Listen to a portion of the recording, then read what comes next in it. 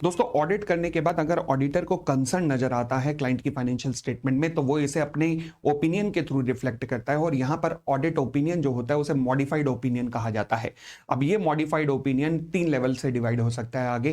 पहला होता है नेगेटिव, फिर आता है क्वालिफाइड, फिर आता है डिस्क्लेमर। अब डिस्क्लेमर और नेगेटिव ओपिनियन तब दिया जाता है जब ऑडिटर को लगता है कि यार ये तो पूरी की पूरी दाल ही काली है। अब ये ऐसा कब लगता है, दोनों में क्या फर्क है? देखिए, दोनों में फर्क ये है कि डिस्क्लेमर ऑडिटर तब देता है जब उसे बड़े लेवल पर एविडेंस ना मिले हो।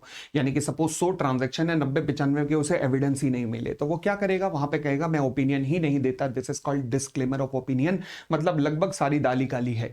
सिमिलरली नेगेटिव ओपिनियन वो तब देता है जब उसे एविडेंस तो मिले परंतु उन एविडेंस में बहुत सारी गड़बड़ नजर आई, यानी कि 100 में से 90 ट्रांजैक्शन में गड़बड़ नजर आई, तो वो फिर जो ओपिनियन देगा वो नेगेटिव ओपिनियन है। यानी कि डिस्क्लेमर और नेगेटिव में एक चीज कॉमन है कि ये बड़े लेवल पे होता है। डिस्क्लेमर में उसे एविडेंस नहीं मिले और नेगेटिव में उसे एविडेंस मिले परंतु उनमें गड़बड़ थी। परंतु अगर मान लीजिए दाल पूरी काली नहीं है बल्कि दाल में थोड़ा सा काला है, तो वो क्वालिफाइड ओपिनियन देगा। क्वालिफाइड ओपिनियन भी दो तरीके के कारण हो सकता है, या तो एविडेंस मिले परंतु उनमें थोड़ी बहुत गड़बड़ थी, या फिर थोड़ी बहुत एविडेंस नहीं मिले, तो वो क्वालिफाइड ओपिनियन देगा। यानी कि क्वालिफाइड ओपिनियन तब दिया जाता है जब परवेसिव यानी कि बड़े लेवल पर ना हो गड़बड़।